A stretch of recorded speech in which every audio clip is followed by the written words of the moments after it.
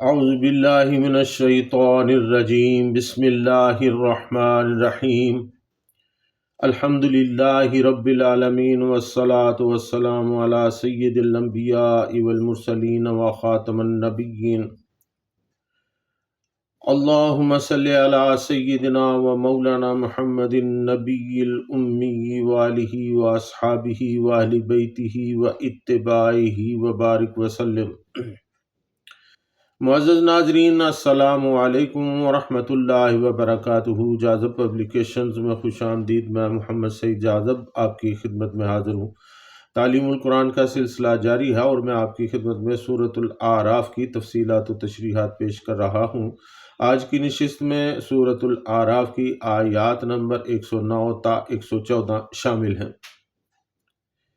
ارشاد باری تعالی ہے: قال الملأ من قوم فرعون ان هذا لساحر علیم يريد ان يخرجكم من ارضكم فماذا تأمرون قالوا ارجه واخاه وارسل في مدائن حاشرين يأتوك بكل ساحر عليم وجاء السحرة فرعون قالوا إنا لنا لأجرا إن كنا نحن الغالبين قال نعم وإنكم لمن المقربين۔ فرعون کی قوم کے سردار درباری کہنے لگے کہ یہ شخص واقعی بڑا ماہر جادوگر ہے، وہ چاہتا ہے کہ تمہیں تمہارے ملک سے نکال دے، تو اب بتاؤ تمہارا کیا مشورہ ہے؟ وہ یہ بھی بولے کہ اسے اور اس کے بھائی کو مہلت دو اور دوسرے شہروں میں ہرکارے بھیجو تاکہ وہ تمہارے پاس ہر ماہر جادوگر کو لے آئے۔ اور پھر فرعون کے پاس جادوگر آ گئے۔ ان جادوگروں نے کہا کہ اگر ہم اس پر غالب آ گئے تو ہمیں بڑا انعام ملنا چاہیے۔ فرعون نے کہا، کیوں نہیں، انعام کے علاوہ تم میرے مقربین میں بھی شامل ہو جاؤ گے۔ قال الملأ من قوم فرعون ان هذا لساحر علیم۔ فرعون کی قوم کے سردار یعنی درباری کہنے لگے کہ یہ شخص واقعی بڑا ماہر جادوگر ہے۔ ناظرین، اس سے پہلے گزشتہ آیات میں ہم بیان کر چکے ہیں کہ حضرت موسیٰ علیہ السلام کی طرف سے معجزات دیکھ کر فرعون اور اس کی قوم کے لوگ اچھے خاصے خوفزدہ ہو گئے۔ انہوں نے لاٹھی کو سانپ کی شکل میں اور ہاتھ کو بغیر کسی بیماری کے سفید و شفاف دیکھ لیا۔ تمام درباری فرعون کو کہنے لگے کہ یہ تو کوئی بہت بڑا اور ماہر جادوگر ہے۔ انہوں نے جادو اس لیے کہا کہ عوام کے دل و دماغ پر اس کا اثر نہ ہو۔ بعض مفسرین کرام رحمۃ اللہ علیہم فرماتے ہیں کہ یہ بات فرعون نے خود اپنے درباریوں سے کی تھی۔ اس کی وجہ یہ تھی کہ وہ خود ہی ان معجزات کو دیکھ کر اچھا خاصا خوفزدہ ہو گیا تھا اور اسی خوف کی وجہ سے اسے حدث کی بیماری ہو گئی تھی، یعنی بار بار دست کرتا جا رہا تھا۔ اسی وجہ سے وہ اپنے طور پر خفت بھی محسوس کر رہا تھا۔ اس خفت کو مٹانے کے لیے اس نے اپنے درباریوں اور قوم کے افراد کے سامنے حضرت موسیٰ علیہ السلام کی جادوگری کا ذکر کیا تاکہ اس کی خدائی کے دعویٰ پر حرف نہ آ سکے۔ وہ جانتا تھا کہ اگر لوگ حضرت موسیٰ علیہ السلام کے معجزات کو تسلیم کر کے ان پر ایمان لے آئے تو اس کی خدائی کا دعویٰ دھرے کا دھرا رہ جائے گا۔ اسی خوف سے اس نے درباریوں کو ان کے دلوں سے وہ خوف دور کرنے کی کوشش کی۔ بہرحال یہ فرعون کا اپنا خیال ہو یا پھر درباریوں کی طرف سے ایک مشورہ، ہر حالت میں معلوم ہوتا ہے کہ وہ اندر سے خاصے خوف زدہ تھے، لیکن وہ اتنی جلدی ہار ماننے والوں میں سے نہ تھے۔ یرید ان یخرجکم من ارضکم فماذا تأمرون۔ وہ چاہتا ہے کہ تمہیں تمہارے ملک سے نکال دے، تو اب بتاؤ تمہارا کیا مشورہ ہے؟ ناظرین، یوں معلوم ہوتا ہے کہ حضرت موسیٰ علیہ السلام کی باتیں سن کر فرعون اور اس کے درباریوں کو واقعی یہ خدشہ پیدا ہو گیا تھا کہ یہ شخص واقعی ملک میں انقلاب لا سکتا ہے، اور اس کی کئی وجوہات تھی۔ ایک یہ کہ حضرت موسیٰ علیہ السلام نے انہی کے درمیان رہ کر تربیت پائی تھی، فنون جنگ سیکھے تھے، بلکہ ایک دفعہ حبش پر چڑھائی کے دوران انہیں سپہ سالار بنا کر بھی بھیجا گیا تھا، اور وہ کامیاب و کامران واپس آئے تھے۔ وہ جرأت مند، دلیر اور مضبوط قد و قامت کے مالک تھے، اور ان کی صداقت کے سب لوگ معترف تھے۔ دوسرے یہ کہ حضرت موسیٰ علیہ السلام نے یہ وضاحت کر دی تھی کہ میں اس رب کا فرستادہ ہوں جسے تم بھی رب اکبر تسلیم کرتے ہو، نیز یہ کہ میں بعین ہی وہی بات کر رہا ہوں جو میرے پروردگار نے مجھے کہی تھی۔ تیسرے یہ کہ آپ علیہ السلام کے معجزات نے فرعون اور فرعونیوں سب کو مرعوب اور دہشت زدہ بنا دیا تھا، اور ان لوگوں نے جو حضرت موسیٰ علیہ السلام کو جادوگر کہہ دیا تو یہ بات محض ایک طفل تسلی تھی، دل کے بہلاوے، وقت کو ٹالنے اور محض عوام الناس کو اندھیرے میں رکھنے کی غرض سے یہ بات کہی گئی کہ شاید کچھ مدت گزرنے پر حالات کوئی دوسرا رخ اختیار کر جائیں۔ ناظرین، مولانا سید ابو العلا مودودی رحمۃ اللہ علیہ لکھتے ہیں کہ یہاں سوال پیدا ہوتا ہے کہ اگر ایک غلام قوم کا ایک بے سر و سامان آدمی یکا یک اٹھ کر فرعون جیسے بادشاہ کے دربار میں جا کھڑا ہوتا ہے، جو شام سے لیبیا تک اور پھر روم کے سواحل سے لے کر حبش تک کے عظیم الشان ملک کا نہ صرف مطلق العنان بادشاہ ہو بلکہ معبود بنا ہوا تھا، تو محض اس کے اس فعل سے کہ اس نے ایک لاٹھی کو اژدہا بنا دیا، اتنی بڑی سلطنت کو یہ خطرہ کیسے لاحق ہو جاتا ہے کہ اکیلا انسان سلطنت مصر کا تختہ الٹ دے گا اور شاہی خاندان کو حکمران طبقے سمیت ملک کے اقتدار سے بے دخل کر دے گا۔ پھر یہ سیاسی انقلاب کا خطرہ بھی کیوں ہوا، جبکہ اس شخص نے صرف نبوت کا دعویٰ اور بنی اسرائیل کی رہائی کا مطالبہ ہی پیش کیا تھا اور کسی قسم کی سیاسی گفتگو سرے سے چھیڑی ہی نہ تھی؟ ناظرین، اس سوال کا جواب یہ ہے کہ حضرت موسیٰ علیہ السلام کا دعویٰ نبوت اپنے اندر خود ہی یہ معنی رکھتا تھا کہ وہ دراصل پورے نظام زندگی کو بحیثیت مجموعی تبدیل کرنا چاہتے تھے، جس میں لامحالہ ملک کا سیاسی نظام بھی شامل تھا۔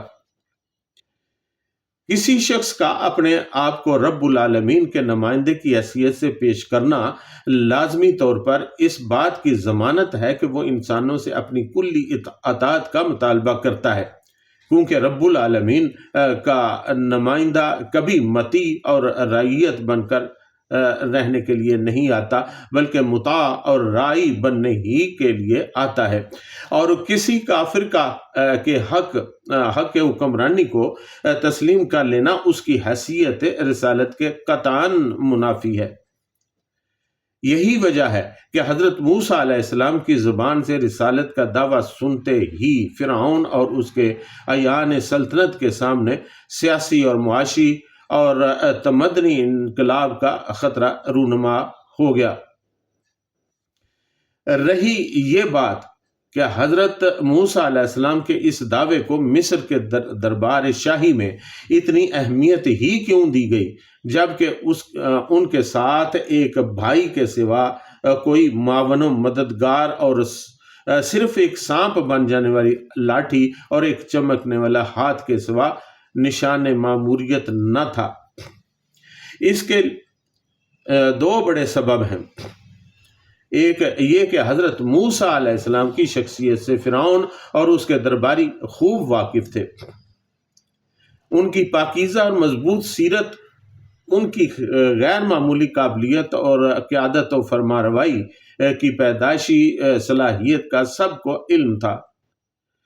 تلمود اور یوسیفور یہ یہود کی کتابیں ہیں، ان کی روایات اگر صحیح ہیں تو حضرت موسیٰ علیہ السلام نے ان پیدائشی قابلیتوں کے علاوہ فرعون کے عام علوم و فنون اور حکمرانی اور سپہ سالاری کی وہ پوری تعلیم و تربیت بھی حاصل کی تھی جو شاہی خاندان کے افراد کو دی جاتی تھی، اور زمانہ شہزادگی میں حبش کی مہم پر جا کر وہ اپنے آپ کو ایک بہترین جنرل بھی ثابت کر چکے تھے۔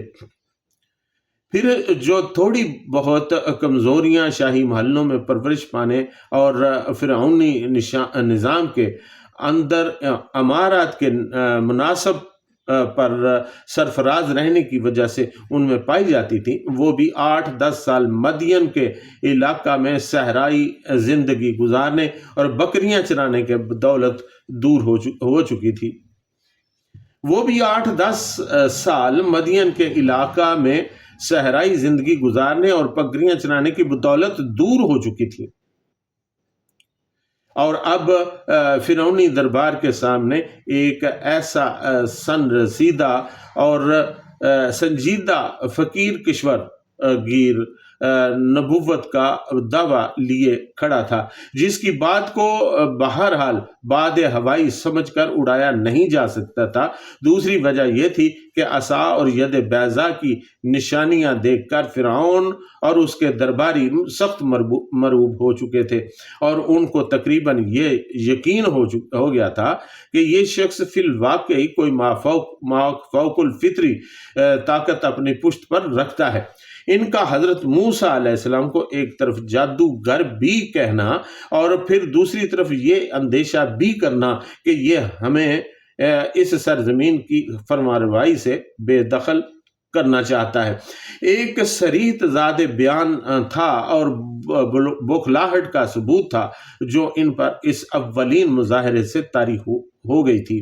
اور اگر حقیقت میں حضرت موسیٰ علیہ السلام کو جادوگر سمجھتے تو ہرگز ان سے کسی سیاسی انقلاب کا اندیشہ نہ کرتے، کیونکہ جادو کے بل بوتے پر کبھی دنیا میں کوئی سیاسی انقلاب نہیں ہوا۔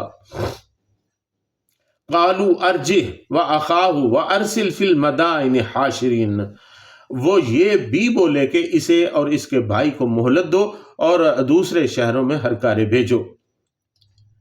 ناظرین، درباریوں نے فرعون کو یقین دلایا کہ یہ دونوں بھائی تمہیں تمہارے ملک سے ذلیل و خوار کر کے نکال دینا چاہتے ہیں، لہٰذا فی الوقت تم انہیں تھوڑی سی مہلت دے دو۔ یہ بات انہوں نے اس لیے بھی کہی تھی کہ حضرت موسیٰ علیہ السلام نے ان سے پہلے ہی کہہ دیا تھا کہ ٹھیک ہے، اگر تم سمجھتے ہو کہ تم کسی طرح سے میرا مقابلہ کر سکتے ہو تو میں کل پھر تمہارے پاس آؤں گا۔ ناظرین، تواریخ میں یہ بھی لکھا ہے کہ فرعون نے معجزے دیکھنے کے بعد نہ صرف ایمان لانے سے انکار کر دیا بلکہ بنی اسرائیل کو آزاد کرنے سے بھی انکار کر دیا۔ اسی لیے موسیٰ علیہ السلام نے اسے کسی دوسرے دن آنے کا کہہ دیا کہ میں دوبارہ آؤں گا اور پھر تم سے بات کروں گا۔ چنانچہ ایک وجہ یہ بھی تھی کہ ان لوگوں نے فرعون کو مشورہ دیا کہ اسے اور اس کے بھائی کو تھوڑی سی مہلت دے دو اور اس عرصہ میں اپنے زیر اقتدار شہروں میں اپنے ہرکارے بھیجو، یأتوک بکل ساحر علیم، تاکہ وہ تمہارے پاس ہر ماہر جادوگر کو لے آئیں یعنی وہ تمہارے پاس ہر ماہر اور منجھے ہوئے جادوگر کو لے آئیں۔ یاد رہے کہ اس زمانے میں سرزمین مصر میں جادو کا بہت چرچا تھا اور جادوگروں کی بہت اہمیت تھی، اسی لیے ان لوگوں نے سمجھا کہ موسیٰ علیہ السلام کا کارنامہ بھی جادو کے کسی قبیل سے ہے اور ملک کے بڑے بڑے جادوگر ہی اس کی کاٹ کر سکتے ہیں۔ ملک کے طول و عرض میں قاصد دوڑا دیے گئے اور جادوگروں کو فرعون کے دربار میں آنے کی دعوت دی گئی۔ جادوگر بھی اپنے زوم باطل میں یہ سمجھتے ہوئے کہ فرعون نے یقیناً اس جیسے ہی کسی جادوگر سے مقابلہ کرنے کے لیے بلا بھیجا ہے، نیز یہ کہ وہ فرعون سے کسی انعام کے لالچ میں بھی تھے۔ وَجَاءَ السَّحَرَةُ فرعون قالوا انا لنا لاجرن ان كنا نحن الغالبین۔ اور پھر فرعون کے پاس جادوگر آ گئے، ان جادوگروں نے کہا کہ اگر ہم اس پر غالب آ گئے تو ہمیں بڑا انعام ملنا چاہیے۔ ناظرین، فرعون کے بلاوے پر ملک کے طول و عرض سے جادوگر اس کے دربار میں جمع ہو گئے۔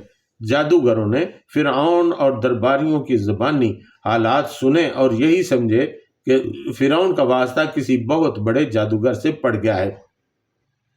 انہیں اپنے فن پر ناز تھا، چنانچہ اسی زوم میں انہوں نے فرعون سے انعام و اکرام کا مطالبہ کیا کہ اگر ہم اس جادوگر سے جیت گئے تو ہمیں کیا انعام ملے گا۔ یہی وہ موڑ ہے جہاں آ کر نبی اور ساحر میں امتیاز ہوتا ہے۔ ساحر خود غرض اور مفاد پرست ہوتے ہیں، وہ جو کام کرتے ہیں دولت کی خاطر کرتے ہیں۔ ان جادوگروں نے کہا کہ ہم دور دراز سے سفر کر کے آئے ہیں، تکالیف برداشت کی ہیں، وقت دیا ہے، زیادہ راہ خرچ کیا ہے، ہمیں ہماری محنت کا کچھ تو معاوضہ ملنا چاہیے۔ جبکہ اللہ تعالیٰ کا نبی ایسا نہیں ہوتا، وہ جو کچھ بھی کرتا ہے اللہ تعالیٰ کے حکم سے کرتا ہے اور اس کا معاوضہ کسی سے طلب کرنا نہیں کرتا۔ پارہ نمبر 12 سورہ ہود آیت نمبر 51 میں ارشاد باری تعالیٰ ہے، یا قوم لا اسألکم علیہ اجرا ان اجری الا علی الذی فطرنی۔ اے قوم، میں اس پر تم سے کچھ اجرت نہیں مانگتا، میری مزدوری تو اس کے ذمہ ہے جس نے مجھے پیدا کیا ہے۔ یعنی نبی تو ہمیشہ لوگوں کی بہتری کے لیے کام کرتا ہے، یہ دو اذہان کا فرق ہے۔ چنانچہ جادوگروں نے فرعون سے کسی اجر کا مطالبہ کر دیا کہ اگر ہم غالب آ گئے تو ہمیں کیا ملے گا۔ قال نعم وانکم لمن المقربین۔ فرعون نے کہا کیوں نہیں، انعام کے علاوہ تم میرے مقربین میں بھی شامل ہو جاؤ گے۔ جب جادوگروں نے اپنی اجرت کا مطالبہ کیا تو فرعون نے کہا کہ ہاں، تمہیں انعام بھی دیا جائے گا اور اس کے علاوہ تم لوگ میرے خاص الخاص مصاحب بھی بن جاؤ گے اور میرے مقرب کہلاؤ گے۔ یعنی اگر تم کامیاب ہو گئے تو میں تمہیں بڑے بڑے اعزاز دوں گا، اپنا وزیر مشیر بھی بنا لوں گا اور انعام وغیرہ تو دوں گا ہی، بس تمہیں اس مقابلہ میں ہر صورت غلبہ حاصل کرنا ہے۔ ناظرین، حضرت موسیٰ علیہ السلام اور بنی اسرائیل کا قصہ جاری ہے اور یہ آئندہ کئی رکوعات تک چلے گا۔ لمحہ لمحہ کی تفصیلات انشاءاللہ العزیز آپ کی خدمت میں پیش کرتا رہوں گا۔ ناظرین، یہ پھر سے ایک بات ضروری ہے، کہنا ضروری ہے کہ گزشتہ قومیں، گزشتہ انبیاء کی قومیں، اقوام جتنی بھی گزری ہیں، انہوں نے اپنی بے وقوفیوں کی وجہ سے، اور ان کی بے وقوفی یہ تھی کہ وہ اپنے نبیوں کی بات مانتے نہیں تھے، اور اگر مان بھی لیتے تھے تو پھر مکر جاتے تھے، اس سے دور ہٹ جاتے تھے۔ یہی وہ وجہ تھی جس کی وجہ سے ان پر عذاب آئے۔ ناظرین، ہمیں آج یہ سوچنا ہے کہ کیا ہم بھی کہیں اسی زمرے میں تو نہیں آتے؟ کیا ہم اپنے آقا دو عالم صلی اللہ تعالی علیہ وآلہ وسلم کے احکامات کو کہیں ٹھکرا تو نہیں رہے؟ کہیں اللہ تعالیٰ کے ارشادات کی خلاف ورزی تو نہیں کر رہے؟ کہیں ہم ان فرمودات سے منہ تو نہیں موڑ رہے جو اللہ تعالیٰ اور اس کے رسول صلی اللہ تعالی علیہ وسلم نے ہمارے لیے چھوڑے ہیں؟ یہ ہمیں سوچنا ہے، ہمیں گریبان میں جھانکنا ہے اور اپنا تجزیہ خود کرنا ہے۔ اس سے پہلے بھی میں نے گزشتہ انبیاء کے جو واقعات بیان کیے ہیں ان میں بھی، اور حضرت موسیٰ علیہ السلام کے قصہ میں بھی یہ باتیں بڑی وضاحت سے بیان کر دی گئی ہیں کہ جو قومیں اللہ تعالیٰ اور اس کے رسول کی نافرمانی کرتی ہیں تو ان کو عذاب کا منہ دیکھنا پڑتا ہے۔ اللہ تعالیٰ کا لاکھوں ہزاروں کروڑوں شکر ہے کہ اس نے ہمیں نبی اکرم صلی اللہ تعالی علیہ وآلہ وسلم کی امت سے پیدا کیا ہے، جو کہ رحمت للعالمین ہیں۔ ان کی رحمت کے صدقے سے ہی ہم آج عذابوں سے بچے ہوئے ہیں، ورنہ ہم میں وہ ساری کی ساری خرابیاں موجود ہیں جو گزشتہ قوموں میں فردن تھیں۔ ہمیں ان سے بچنا ہے۔ اللہ تعالیٰ سے دعا ہے کہ وہ ہمیں ان خرافات سے، ان برائیوں سے، ان غلطیوں سے بچائے۔ آمین ثم آمین۔ اس کے ساتھ ہی آج کی نشست میں اجازت۔